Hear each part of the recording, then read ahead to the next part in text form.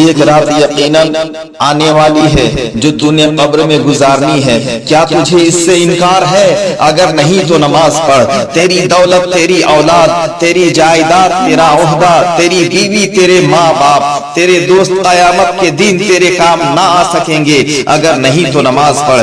کیا تو اس بات کی گارنٹی دے سکتا ہے کہ تو 50 برس، 20 برس، 1 برس یا 1 منٹ اللہ تعالیٰ کی رضا کے بغیر زندہ رہ سکتا ہے؟ اگر نہیں تو نماز پڑھ۔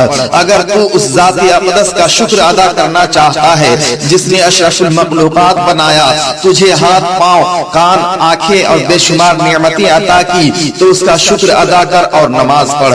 قیامت کے دن سب سے پہلے نماز کا حساب ہوگا۔ نماز میرے آقا کی آنکھوں کی ٹھنڈک ہے۔ مسلمان اور کافر کے درمیان صرف نماز کا فرق ہے۔ نماز انسان کو تمام برائیوں سے روکتی اور سکون عطا کرتی ہے۔